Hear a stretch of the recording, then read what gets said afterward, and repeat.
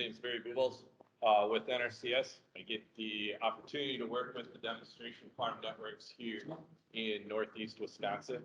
And so the whole purpose of today's panel, we've got our keynote speaker, Dean, but also two other, I'm going to say, experts in their fields in what they've been trying to implement on their farms. And so out of this panel, we really want to look at, comparing some of the crop budgets, versus conventional versus their conservation system. What is that meaning to them for time? What is that meaning to them for inputs? And so also identifying, opportunities that are associated with these conservation practices. 3, looking at how we can promote these and what are the limitations that farmers have. Dean talked a little bit about, why are folks not being as willing to jump in. And so maybe they can share some of their experiences on how they're helping their neighbors or fellow farmers. And so with that, like Dana said, we're going to start with Jake here, and he's going to introduce his system. Okay, thanks, Barry. Thanks, Dana. Brody and I got our work cut out for us following me. He did a great job. But now we're going to switch our mindset to myself and Brody, one of our dairy guys. So we're in the state of Wisconsin, so we're going to talk about some of the things we've done on our farms to improve the soil health and the profitability of our dairy system. So I'll start just this intro slide. Our farm started in 1904. Now my brother and I bought the farm in 2016. We've been growing the farm. Seems like a little bit every year. We're currently going through our permittal process to get our CAFO permit, so that's something we're doing right now. We have 2 sites, like it says up there, our home farm, which is where we milk all of our cows, and then 7 miles away where I live, along with my wife, we have our heifer farm, where we also have our far-off dry cows. We custom raise heifers and beef.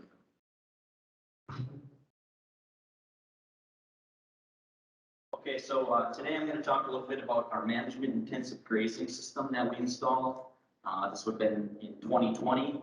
I was looking for a way to cut down the costs on our heifers that we raise. So instead of sending our heifers out west, which is a common management strategy that a lot of larger farms have used, we decided that we wanted to keep our heifers at home. So we have about 1,400 heifers at this facility. It's got sand-bedded free stalls. We have a couple of different manure storages. We collect the leachate upper bunker pads. Doing a lot of good things here, but it's expensive to raise heifers, especially pregnant heifers. They cost a lot of money because they eat so much. So I actually kind of got started talking with Barry and then Adam Abel from NRCS, the state grazing specialist, about maybe there's a way that we could get these heifers back out on the land with managed grazing. And at first I kind of thought that was crazy, but as we kind of get into it, started talking, went towards some facilities and kind of had that aha moment. This is heavy red clay soil. This heifer farm is about a mile off of Lake Michigan. It's really cool, wet kind of environment. There's usually snow on the ground until almost the middle of May. So we're typically not in the fields in this area before the end of May. So I was kind of thinking in my head, well, how's managed grazing going to work on this type of soil? There's going to be a lot of compaction. But what we were doing by hauling manure and, all my neighbors out there, they were, using their chisel plows every year, and we had to, a lot of these things that I didn't really want to have to do. And we weren't getting the yields that we wanted to. We were planting corn silage, and the compaction that we were having on these fields was really hindering, the yield potential. So my aha moment was actually when I was returning a Bazooka Farm Star LDMI applicator down to a dairy in Freedom that had been doing managed grazing, and he had heavy red clay and just kind of stumbled upon it. But his heifers looked great, and the land was really productive, and that's kind of when we figured, we could probably do this. So we put the fencing in 2020, so about a year and a half ago. 2019 was a complete disaster. As most of you recall, 2019 was a really wet year. So when we were chopping the corn silage on this land, you know, we were going every which direction with the Kemper head to try to get through all the low spots, and the field was a disaster. So the soil health was really pretty poor. So with the help of Adam Abel, we set up this layout for the grazing system. It kind of looks kind of like organized chaos is what I call it, but it includes about 160 acres is the total property, and then about 20 of it is built. So I got some, this is only my first year that I've completed grazing, so I kind of like to think I just graduated kindergarten. There's probably a lot of grazers out here that do any grazing. Anybody out here would raise their hand or not? Okay, a couple. So you maybe have all your own numbers, and feel free to shout out at me if you got any questions about anything up here. But on the land, we do a double crop system. So we do the winter forage that's seeded down in the fall. First, usually that's always no-till. So just we're going to talk like what it costs us to raise our heifers on the managed grazing system versus in the confined freestyle farms. So I have $225 an acre rent. My planting costs, figured it costs me $20 an acre, but that's 2 plantings a year, so $40 an acre per year. The seed at $50 an acre, so that includes the 2 bushels of winter forage. We grow our own seed and combine in it, and then that's also includes a warm seed and cocktail mix that we'll talk about a little bit later. We use liquid dairy manure from the farm. We have a low disturbance toolbar on the back of the tanker, so we are pretty big believers in that. So at 2 cents a gallon, that's just what our hauling costs are. That doesn't include the value of the nutrients, but that's about $240 an acre. So our inputs are $555 an acre per year. We get about 8 tons of dry matter per acre on our double crop system for our dairy cows. So that would be about 3 tons of dry matter for our winter forage, and then about 5 tons of dry matter for our sorghum sedan, which is a component of that warm sedan cocktail mix. So we're at about $70 per ton of dry matter. So when you figure out, you know, that the pregnant heifers eat about 22 pounds of dry matter per day, so we're at $0.75 in feed cost per day. All the heifers get 10 cents of mineral, 10 cents of my labor management infrastructure. So we're raising these heifers on this system in my first year for about $1 per head per day. And compared to our heifers that are raised in confinement, they're at about $2.43. So that includes their sand bedding, that includes all the labor for cleaning the farms, that includes the protein, the TMR. So $1.40 head per day, you know, that's less than half the cost. So we found that to be pretty substantial, which was actually better than we maybe anticipated it being. So we have about 100 heifers on that property throughout the 7 months of the year. So at $1.40 per head per day for 7 months, so that's about just under $30,000 that we would save this last year with those heifers on pasture versus in confinement. Some of the land is also in a permanent cool season grass legume mix. So my inputs are a little bit less, but I also get less yield on that acreage. So the numbers came out within 2 cents of what it was for the double crop system. So I thought that was very interesting to see as well. So either if you're doing like a grass works mix per se, or you're doing the double crop mix, the numbers come out pretty similar. So now I'm just going to go over a few of the pictures that I took this past year. This is my first year out there. We have a kind of an interesting landscape. There's a lot of ponds on this property. There was about 30 to 40 acres that we couldn't even farm because it was really wet soils. So this was winter rye that I seeded down in fall of 2020. We had our pregnant dairy heifers, and then some of our Holstein Angus cross feeders out there to start the year. We raised the winter rye. One thing that was interesting is I was able to get animals out on the pasture. Excuse me, the first week of May. I think I might be able to get them out a little bit sooner this year. It's been a drier winter. But that's about a whole month earlier than what we would usually, get on the field for our, conventional farming per se. So we made a couple passes of grazing on the winter rye. We got really good utilization. The winter rye has a lot of nutrients at that stage. The heifers actually didn't really drink a lot of water because the moisture content was so high. So we did a couple passes of the winter rye. This is the 40 acres on the southeast corner of the property that we just took over. It was kind of a native grasses really growing up. There's a lot of dogwood trees and a bunch of kind of non-desirable species for grazing. So last March, I went out there with the brush hog and mowed all that down. And, we were getting utilization out of that property, which before, that's pretty much like free feed. Not everybody's going to have that, but that's just something that done pretty well for us. So this is after the winter rye and sugar kale headed out, went reproductive. Then I went in and no-tilled the warm season annual cocktail mix into this ground. The picture on the right is our tanker with a DMI toolbar on the back.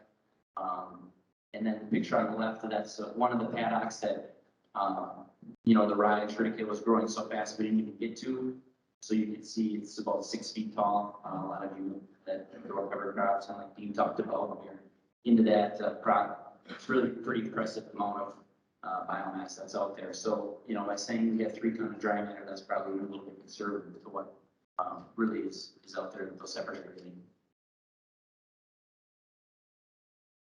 This is when the warm season annual cocktail mix started. Started grazing that in the middle of July. One thing that's pretty neat too about these ponds, the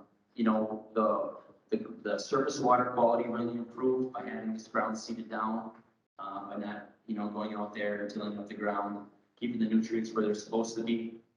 In the past, like this pond here on the right would have had some algal blooms in it throughout the summer, but this past year, because we had the ground covered, the wildlife really picked up. That was really neat to see. We had some pelicans come in there, and geese and turkeys and ducks, a lot of sandhill cranes.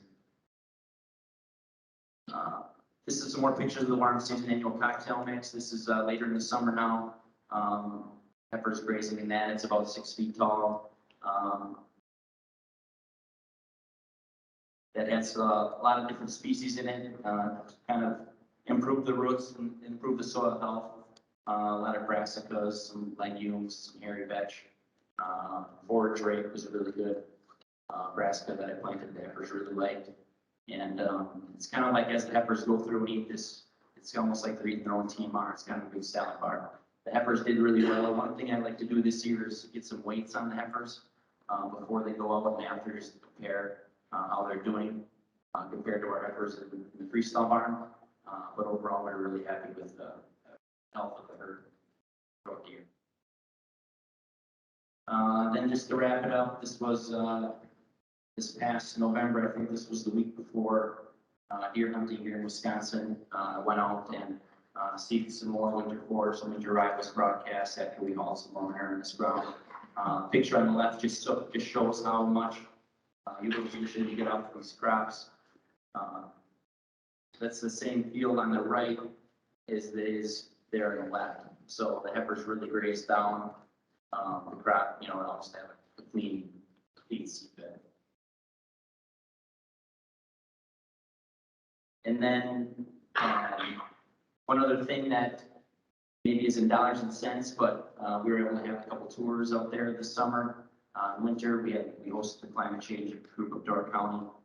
They came out and were really impressed, and just seeing the benefits that adopting soil health practices can have on the environment, and I think that's just good for the general picture of what we're trying to do here in agriculture as well. So with that, I'll turn it over to Brody, unless anybody's got any questions or want to hold those at the end.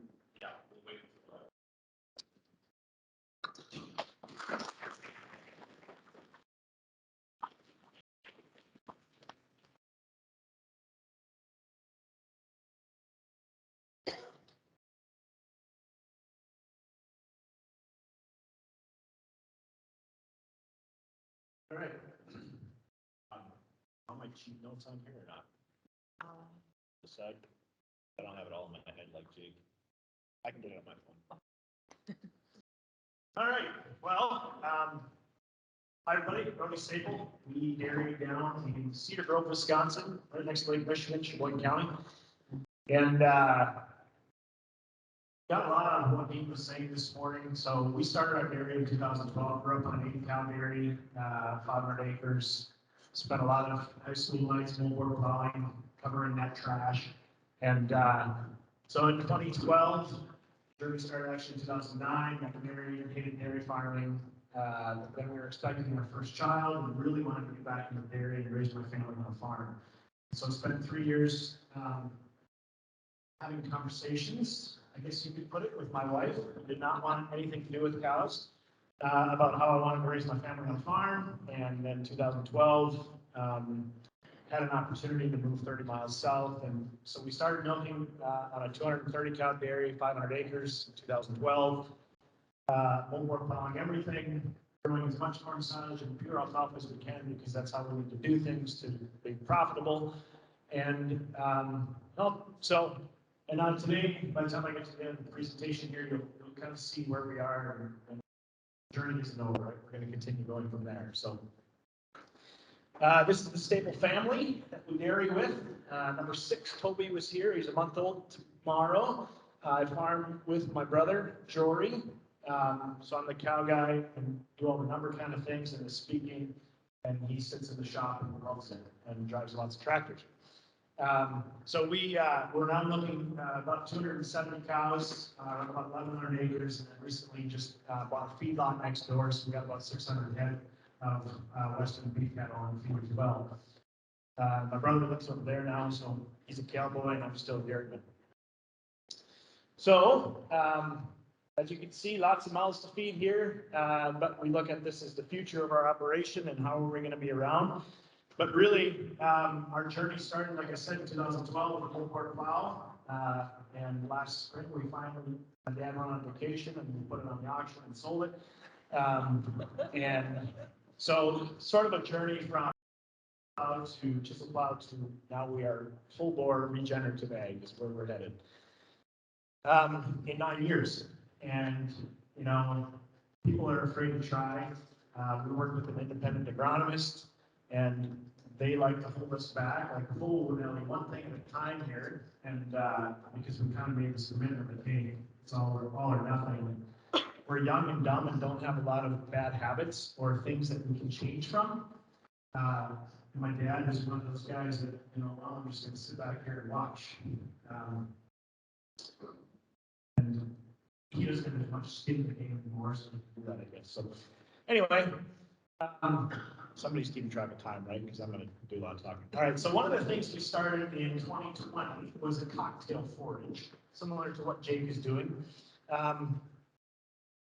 Mainly because winter kill alfalfa, right? Like every year, I mean, guys, I think a lot of guys saw this, right? 17, 18, 19, like, alfalfa's not going to be cheaper. Why are we doing this? We're still sort of in that pure alfalfa. I don't care about the dandelions. And my dad always said plant grass. Goes in when the alfalfa doesn't. And, no, Dad, we want pure alfalfa. We got to make these cows come. Anyway, I got sick of replanting alfalfa every year. My brother was kind of pushing, like, hey, we should try some of this no-till stuff. And so 2020, we did some of this cocktail forage. So it's a BMR sort of sedan, some red clovers, white clover, some vetch, and then the grass, the Italian ryegrass that are in there. And so this is the first year we grew it here. It was planted June 1st, which was kind of painful to sit there and watch the ground. This is when we were in full tillage mode yet, so we got to work that ground, work it. So we don't get any weeds because we don't want to do the seedbed. And you got to sit there and watch the ground do nothing but lose moisture and pick up the sunlight until June 1st because you need warm soil to make the sorghum pop out of the ground. But by the time we got to July 15th, we've got just about 5 feet of growth here. So I think my next slide, yeah. So just they wanted numbers here, right? So Guess you want to see numbers, there we are. So, I don't know if you can see this real well, these are some kind of numbers I put together on it, from some of the things, I didn't include everything here because, similar costs across the board here. So, if you look at a seed cost per year, this is figuring a 3-year alfalfa rotation. Keep in mind too, on our operation, because we moved into an area where we're kind of limited on our land base.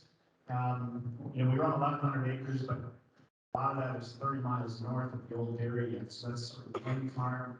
Much forward, we have about 400 acres around the dairy that we can actually grow forage on. So from an alfalfa corn rotation here on the left, we're looking at $50 for seed cost per year, spread out over 3 years. I figured $20 to run across with a no-till drill, so you spread that out over 3 years. Fertilizer is kind of an every year thing. These are this year's prices. Harvest cost I didn't put in there because it's the same. We're getting 4 cuts on both systems. The corn on corn, I figure, is costing us $150 an acre. Simply, if you think about corn on corn, a 15% yield drag, 175 bushel corn, so you take 15% off of that, that's 26 bushels, at 6 bushels an acre, you're at $150. Plus the traits, we plant mostly conventional silage corn at this point. So if you're going to buy those traits, your seed cost per acre goes up if you're doing second and third year corn because the rest of your land is tied up with alfalfa. So flipping to the system now that we're attempting to do, I'm not going to say this is for everybody and this is a great success, but it's working really well for us. And it shows up later on. I'll show you where it shows up. So $85 per year is your seed cost. I'm figuring $60 a year is the warm season cocktail mix. That's a 40-pound per acre mix. And then $25 on the rye trip. Similar to Jake, we grow our own rye seed, but I still wanted to put a number on there. 2 passes at $20 an acre because you're planting the you're planting the forage cocktail as well as the rye, so you're planting it twice. $170 a year. As I'm sitting here thinking about this, is probably light. It's probably actually double that. I'm gonna shoot myself in the foot here now. This I figured $170 a year is no, sorry, we're gonna go with this. $170 a year is about 160 units nitrogen for the cocktail mix. What I don't have on here is any fertilizer for the rye, but we are putting 9,000 gallons of liquid dairy manure twice a year, once in the spring, once in the fall. So I'm not going to figure much nutrients needed for the rye. The corn on corn, first year corn credit every single year because we're flipping that ground every year. We're getting a first year corn crop on a no-till. I don't know how to put a value on that, but I know how to put a value on a corn on corn. And I'm not an agronomist. I'm a dairy farmer, so if somebody wants to argue with me on the numbers, they're probably right. And then obviously the conventional seed cost difference here. So, we get to the bottom of the line here, you got a $500 mark here, you got a $300 mark here. Does it all show up in the checkbook at the end of the day? Probably not. But for us, where it really shows up is here. Here. So we make cheese. We ship to a dairy plant. A lot of guys don't like to talk about their milk checks. This is my milk check. That's on a spreadsheet that I created. 2020 mailbox. This is the CME price. That a lot of our milk pricing here is based on. Average is $18. And we look at a difference in the premium. Now look at these numbers. And if the dairy guys in the room will know that PPD was a lot of fun in 2020. But at the end of the year, so we had 96 cents over class 3. And what I want you to look at here is the component side of things. So this is when we're feeding them primarily corn silage alfalfa ration yet with the fat and the protein. We get down towards the end of the year, we're starting to dive into some of these cocktail forages that we've made. But then we come into 2021. Again, mailbox prices here, where the CME settled here. And the premiums obviously are going to change because we didn't have the roller coaster PPD ride last year. But we start looking at the components, and components is where we get paid when you're selling milk to the cheese plant. This is where we've seen the payback. We haven't seen a drop in milk production We feed a little bit of alfalfa yet because we're still trying to get it out of the rotation. But when we look at some of these fat and protein contents, the 2X herd, 25,000 pounds a year, Holsteins in a 1970 freestyle barn, poor ventilation and short stalls, working on genetics, we're doing what we can, but it's what we started with. So we've got some limiting factors, I guess is what I'm going to say.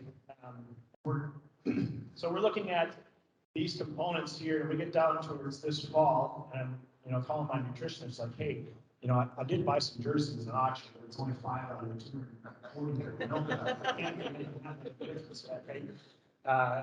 And he says, your ratios are fine. He says, just enjoy the premium. So, we go from a 96, granted, we've got some PPD rides in there, but if you look at the end of the day here, we're getting a 336 premium over class 3. And a lot of that is showing up here in the fat and protein. Is it all due to our cocktail forages that we're feeding? I don't know. I'm not a scientist. I don't know anything about the rumen except that there's a lot of stuff in there. And my thought is if you have diversity in the forages, so we have probably 7 or 8 different forages going into that rumen, right? Instead of corn and alfalfa. There's got to be a correlation here. And we're seeing it in the checkbook at the end of the day. I didn't put January on here, but we had a 4.5 fat and a 3.5 protein for almost a $5, well over $5 over class 3. So we're enjoying it. I have a neighbor that bought all jerseys to get these components, and we're getting it out of the Holstein. So just moving on, they when they asked us to do this presentation, they talk about your system, right? So I talked a little bit about our forages, and Dana was out to the farm. We had a field day out last summer, just to kind of some of the other stuff that we're trying, because you have to try, right? So we tried this on a 40 of silage right next to my wife's little box garden here, so I could look at it every day. We took the rye off in the spring. We also, you can see here, low disturbance manure injection. I think, yeah, you can see here, I'll show you pictures of it later on, but he's got a toolbar with 15-inch centers. It's a 5-degree coulter that goes down 2 inches. And the beautiful thing about it is he drags a hose over, hoses up the slot when it goes away, and it's you wait for 3 days if the weather participates, and you plant into it. Wait for it to dry down and let the moisture go a little bit, and you plant right into it. So here we are out there, no-tilling a multi-species cover crop into the corn. I don't have a list of what's in there now, but look on Deer Creek's website. It's called the corn and silage co-plant mix. And sunflowers, safflowers, clovers, grasses, kale, which, by the way, I found out. I didn't know I was so far on the leading edge. We're doing research with kale on the emission of greenhouse gases on the area. So our cows don't fart as much as your cows now. Which is not a concern in our dairy anyway. But anyway, so we planted that. As you can see, the corn planters in the same field at the same time. You're planting 40 feet versus 15 feet. Yeah, we chase each other around the field a bit, but this is a little bit later on. The background picture here is probably mid-July. One of the big things that we're after is keeping 100% of that ground covered year-round. We want the sun to touch leaves, not their soil. Sorry, soil. So anyway, it was beautiful to wake up in the morning and see the sunflowers coming through. This is another field we went into. This was oats last year. This is oats, field, put in a multi-species cover crop. So they told us to talk about the how and why. People are sometimes afraid of, like Dana mentioned, the big investment. I don't know if I want to make a big investment here. Well, we all invest in what you allow. We all invest in food health data. You probably have this, you have a roll in it, you have a this and a that and a this. So yeah, we had to invest. We made the investment in a no-till drill, 15-foot no-till drill. After corn silage last fall, we got some college kids that wanted to drive a tractor, without a steer, just have fun. We put 1,500 acres of covers. It has to be done with the custom work. So that's the young guys that think that, you know, doing custom work doesn't cost any money. So we put 1,500 acres through that drill, a lot of man hours. But to Dean's point, trying to get other guys to try and to believe in it. And just, you know, I want to do a 40 here, I want to do this. So my encouragement to people, you know, guys that want to try it is after wheat is the easiest and the best opportunity to give it a shot, right? Why wouldn't you try it? We've got all these growing days. Why spray it 4 times or disc it 3 times? If you got to put manure out, great, put some manure out. We screwed up and had to wait for the manure hauler and missed out on 2 weeks of growing time there. So now we just planted. We can always put the manure over the top. It's a cover crop. If we wreck something, we're not worried about it. We've got 10 different species in here. Something's going to come. This is actually rape, which in Canada they call canola. I haven't figured out how to harvest that and actually feed it to cows yet. But so moving on, moving forward, not backward.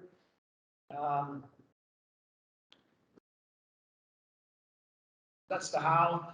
You know, so now we've gone to a system where we want something living in the ground no matter what. I took a video out of here, but this is in, to Jake's point, about 2019 is when we really wanted to get started on this thing. And how do we do it, right? We have water on the fields. This is what our fields look like. We top spread some manure, which is probably a terrible idea. But then we had the co-op come out and airflow. I don't know why, but think back over what we've done. Hey, let's put some potash out there because we need something to carry the rye seed, right? On a dairy farm, we're putting potash out there. Whatever. Anyway, we got the seed out there. This is what it looked like the following spring, which isn't ideal, right?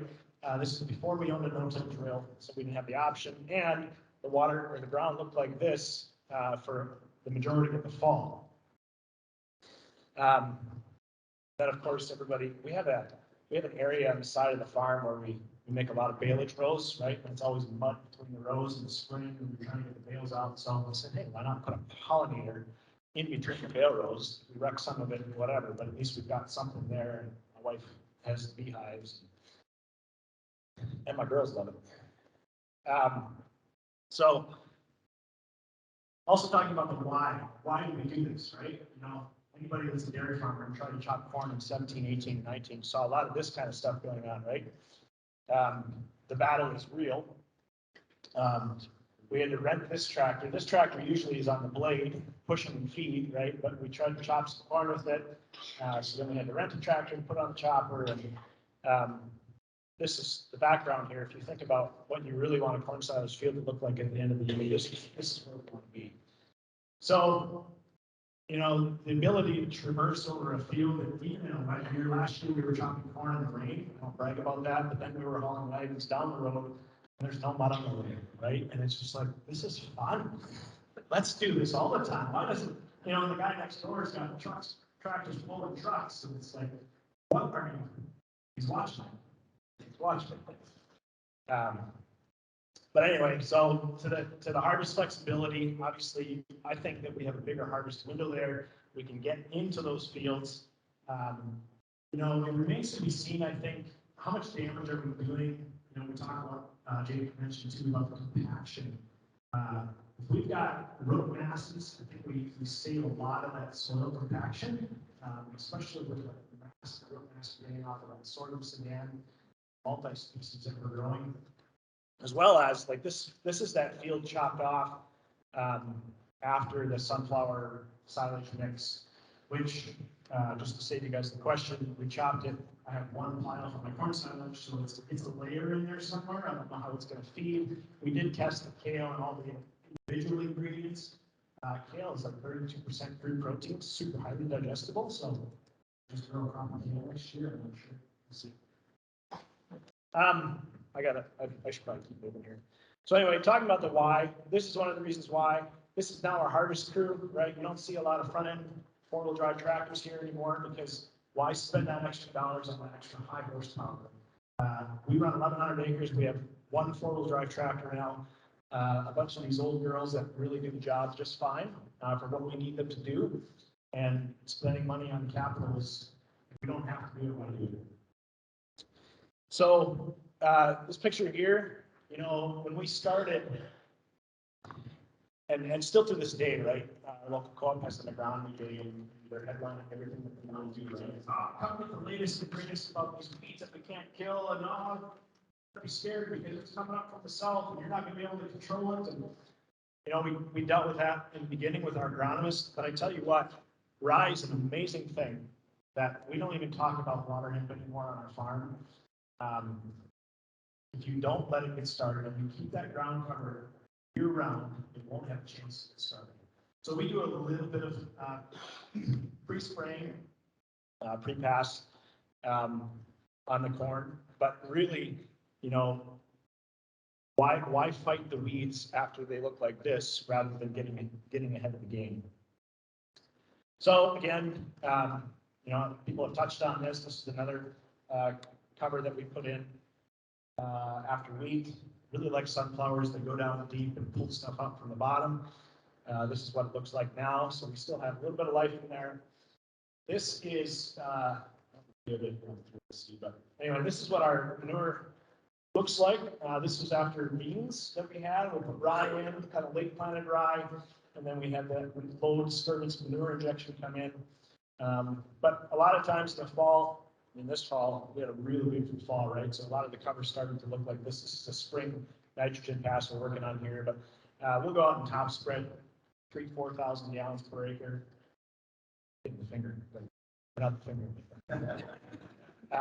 Anyway, so I think we'll touch on manure management in a little bit. Oh, there is the video. I don't know if it's going to play, but whatever. So anyway, that's us in a nutshell. My boys helped me build this slideshow, and they said at the end of every slideshow, you have to have the end slide, so I'll show it to you. But I guess my point when I get to that slide is, don't be afraid to try this, and if you get knocked off your horse, don't be afraid to get back up again. Because we're all going to make mistakes. And that's why we're all here today, is to learn from each other and figure out how to continue moving forward. Thank you very much.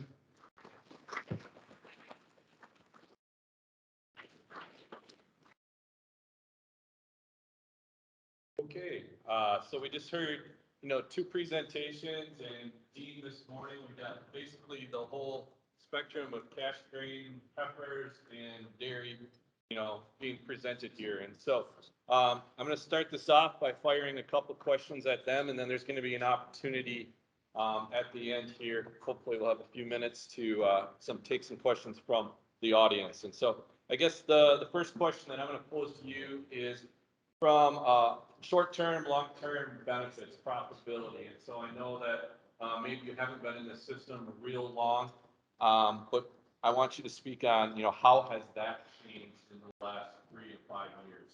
So if you guys want to use that mic that's over there, do you have some thoughts on profitability besides what you presented?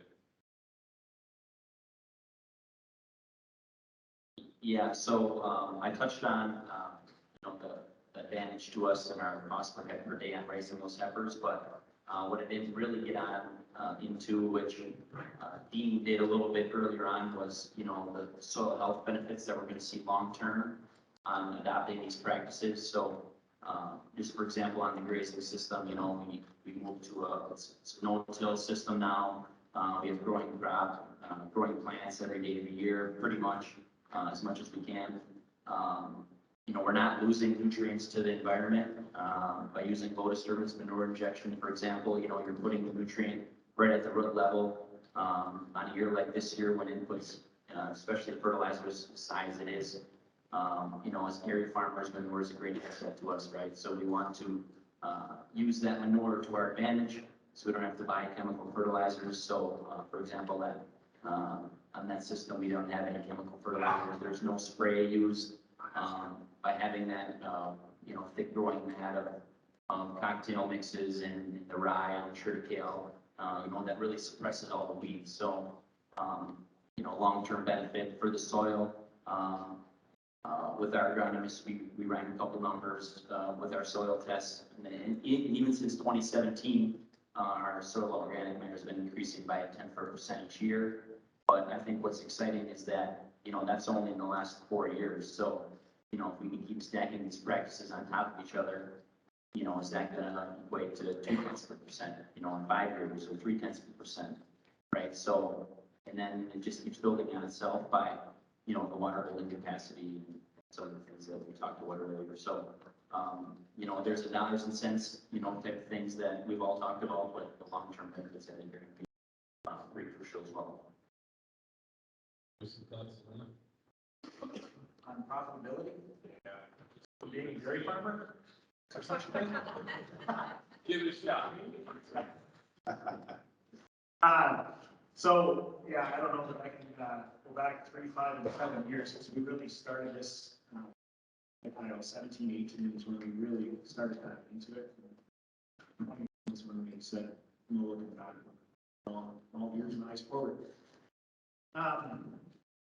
But, you know, I showed you some of the numbers on the milk premium side, but also, you know, no brainer, number one thing, guys that want to go for conventional. It's cost of iron nowadays. And the fact that, you know, we do have to replace a lot of seed discs. But really, if you think about what fuel's doing, what the cost of labor is doing,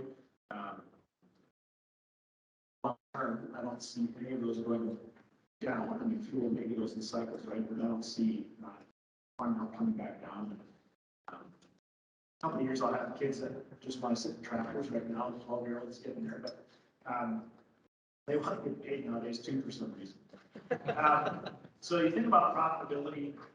You know, I think that along with profitability, you know, we're a little bit early in the carbon market kind of things, right? But the guys that are continually tilling their ground won't be in that carbon market. I think that it's a little bit early to jump into that game at this point, just because we don't know a lot. And I think we need to get to the point where they actually need farmers, not that they're going to come out and say, well, we'll give you $10 an acre because you're doing good work. I think that the farmers need to hold out and actually wait until this carbon game gets a little bit more serious. And they realize, much to the same reason as to why we're all in this room, right? We want to be at the front edge of that, and we want them to see the work that we're doing on our farms and in our counties. You know, the other side of profitability when it comes to regenerative ag, I would say is that, you know, we're up here, but we're not by any means pioneers. This has been done for a long, long time. When I hear guys talking about cover cropping and no-tilling for 30 years, I just get jealous. Like I was in diapers 30 years ago, 35 or 7 years ago. These guys are doing this already, right? And I'm like, oh, how do I catch up to these guys? Like we were plowing 4 years ago, and I want to get there. But everybody needs to realize it's not a marathon. It is a marathon, sorry. It's not a dash, right? It's a journey. And realize that we're never going to get there because we're always going to be adapting and changing. So we're no-tilling and covering now, but in 5 years from now, I hope that we're doing something different. So, and that's agriculture in general, right? I think that we continually need to be adapting to maintain our profitability. So pretty vague, but Sounds good. I'm surprised both of you, I mean, I saw your slides in 2018, it's just not your answer. Basically, you're trying to target success. But Steve, in regards to profitability, any more thoughts on top of it? I won't take a lot of time, but I want to explain a few of those figures before. A gentleman asked me what my crop rotation was, and it's a corn to soybean rotation. And then when I got into the P and K, all my tests were going up on more parts per million. That was from only applying removal rates or less. I hate to tell you this one, but the first year I started no-tilling. I was used to having strips made and put the fertilizer on the strips. Got to be about the middle of late June, and my son goes, "Did you ever put P and K on this year, Dad?" And I said, "Oh crap, no, I didn't." So there was 1 year in those 5 years I didn't put any P and K on. I love to listen to these young guys and talk about the livestock and how they're using the manure and everything. And actually, if you listen to the sustainable people, that we need to introduce livestock back into our system to make it work. I used to have livestock. We used to raise a couple hundred head of feeder cattle to market. We used to farrow to finish about 3,000 head of hogs. So I know what the livestock did for me. And so what I do now, just before we started doing this, in the break, I was talking to my neighbor who had extra cattle in there, and he wanted to know mine, and he's actually spreading it on 80 for me as we speak. So I am lazy, I haven't incorporated livestock again, but I'm not doing the work. It's not the same, it's not like when these guys are grazing, there's a lot of benefits if you really look at how, when you graze cover crops, from the saliva, the traffic from the cattle themselves, all that does add in, but I still have the nutrients that are the benefits coming on the other end, I guess. But I want to tell you that it took me probably just by strip tilling about 5 to 7 years to see any type of economic or even environmental changes to my soil. Once we started using cover crops, that's when it really comes in effect. It shortens that time period. And to tell you the truth, I really didn't realize, if you looked at that last picture that I had up with those leaves that were full tops in the ground, that's when my earthworms are incorporating my leaves before I even found my corn. It's just, it took a long time for me to I always thought good looking soil. My father, my grandfather would talk about mellow soil. Has anybody ever used that word, mellow? I thought it was pounded to death in the dust. That was mellow. And when my pioneer agronomist would come out to my farm and say, your soil structure is just amazing. I look at these little blocky stuff, and I would say, no, it's not. It's not fine and mellow like I was taught was supposed to be the way it was supposed to be. And he kept saying, no, you got this great structure. How are you doing that? Those are the economic things that, for a long time, I didn't talk about numbers. This was the first presentation I actually put numbers in. Because to me, I don't need the numbers to see what's happening. But for some people, we do. And that's where I think this presentations this time are really good to get some numbers. These guys didn't show extremely high numbers of advantages like I didn't. These are the numbers that you want to look at. We've got people out there. I followed Mitch Moore last week, presented about him twice. He was talking about he was saving 45% of his fertility costs every year. He was netting another $700 or $800 an acre. He was increasing his organic. I think Jacob talked. No, you were talking about that. We're talking about 10% of organic increase. That's awesome. Mitch was talking about 1.5, like 1,500 a year. It's amazing. So that's what I see where we're going to be. But it's going to take a while to get there. And I think in the future, I talked about I'm not decreasing my fertility, but in the future I will be, because if my soil tests keep going up, and we're going to start using the soil testing as well. We're going to get hooked up in Mitchell. You'll see my inputs go down, but I don't want to lose the advantage to have the bushes to be able to market, and especially markets like today. I neglected to tell you that from the time I started strip tilling in 1999 to 2021, my yields have increased 40%. Right in 2021, my yields were 25% of that county average higher. And they tell me this stuff doesn't work. One more question that I have. Being that we're in the dairy state, Brody, you guys both talked about either the dairy herd or the heifers. Talked a lot about the feed. Can you hit on herd health? Have you seen a positive in herd health, whether in heifers or the dairy herd, that can be attributed to the changes in cattle? I would tell you that components in the milk speak a lot to the health of the herd. Guys that are really struggling with herd health issues see those sort of components. But really, we don't have a super high producing dairy. But I'll tell you that our dairy is profitable. But it differed with Dean a little bit here, where my mentality now is not, and both from the agronomy standpoint as well as the dairy standpoint, it's not necessarily about yield as it is about profitability, right? What does it cost to make that pound of milk, grow that bushel of corn? And what do you have left over at the end of the day? So, yeah, we've seen our net costs go down. We've implemented some different things, and also to Dean's point earlier, right? so both of his points, of us looking like these whack jobs that, you know, a lot of people look at some organic farmers and think that they're weird people, right? I'm like, well, I don't want to be weird. I'm not going for organic either, but we are trying to mimic nature and how this whole system was created more in chasing profitability, because let's face it, some people don't like to talk about profitability, but that's where we need to go. So, you know, from a herd health perspective, we've purchased the cow manager system, so we've got the herd health monitoring systems, right? So we've got way back on synthetic hormone usage, but also just, you know, when somebody says herd health, I think about DAs, the fresh cow problems. I don't have numbers that back me up, but I run my dairy myself, and I know I think I've got nearly as much as I used to.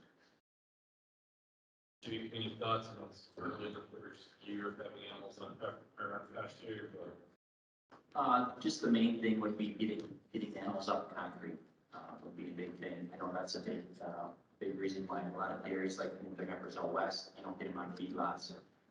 You know, so that these animals don't have to spend, you know, every day of their life on concrete. So I think that's a big thing. In our freestyle barn, I like to think we do a good job managing our heifers and raising our heifers. So I'm not going to say that the heifers on the pasture are that much cleaner or they're gaining that much more because we're doing a good job, you know,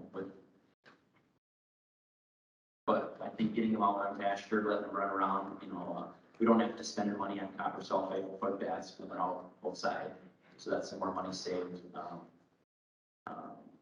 You know, just getting heifers out in sunlight. I think that's maybe where they were meant to be, right? So that's kind of getting the animals back on the land is a good thing.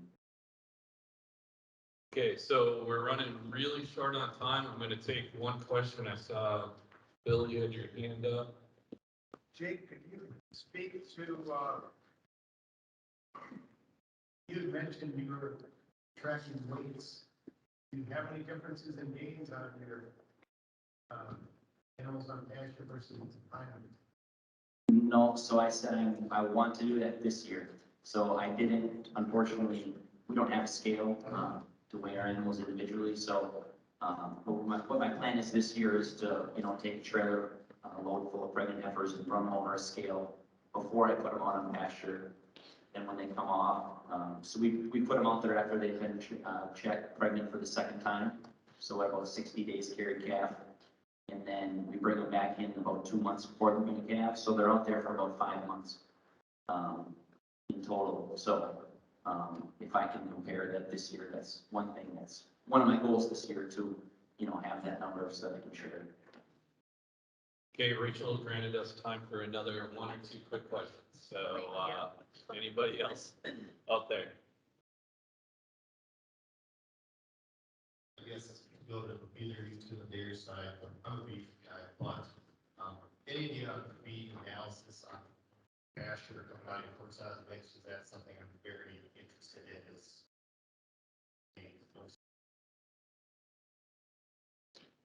One thing I noticed that early on, like earlier on in the spring, the rye triticale has a lot more nutrient value than as it gets more mature.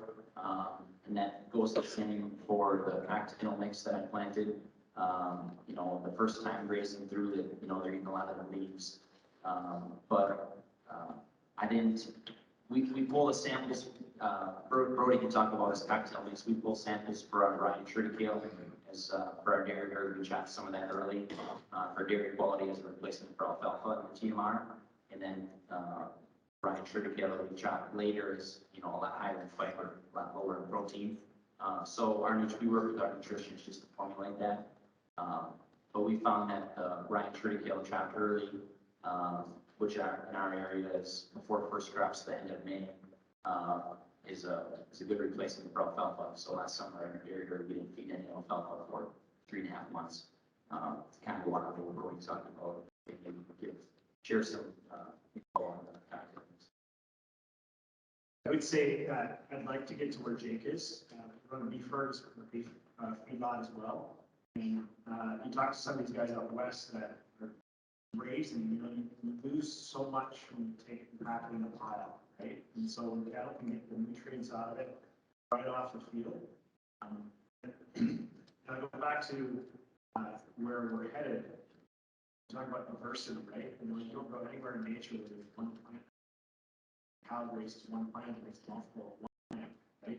There's multiple species, and I think you look at some of these guys out west and around the country that are grazing and cattle to not just adaptive grazing, but they're getting the same kind of daily gains that we are at 3.5 to 4 pounds of daily gain.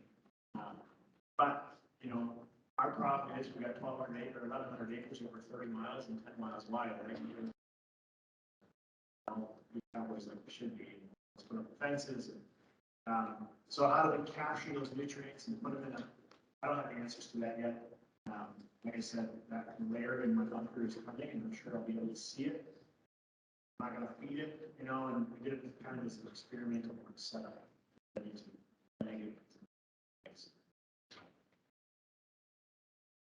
Is not bad. Okay, we're gonna take one more question. Front row. Can you talk more about the planting and the corn?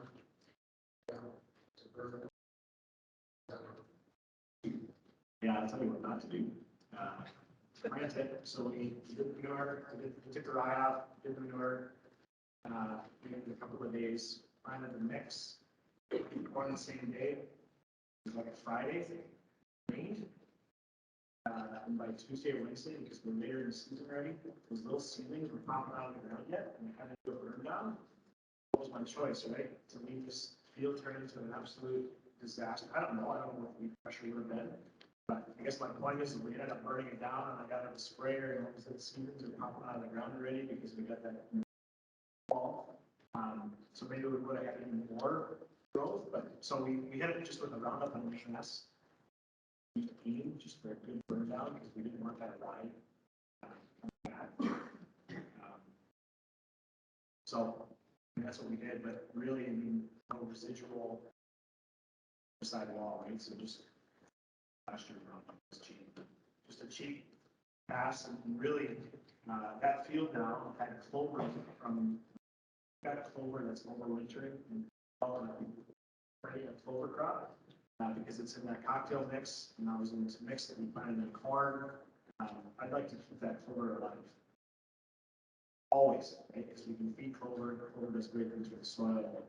So our herbicide passes are not to continuing to kill everything that's there, but really to stunt it so we can crop. How was the field? Yeah, you can ask me that. It was really nice to look at. Obviously, the corn silage wasn't stellar, but I think that if you combine the corn silage and all the other dry matter that we got, probably average the rest of our crop. Last year we tried it, because somebody else tried it, and I wanted to try it, and I don't know. Well, thanks, guys. Pretty sure you guys are gonna be sticking around the rest of the day. So if you have questions for the three panelists, please search them out. I know I have plenty of other questions I could ask up here too to them, but I just want to say thank you for sharing your system and your numbers with us today.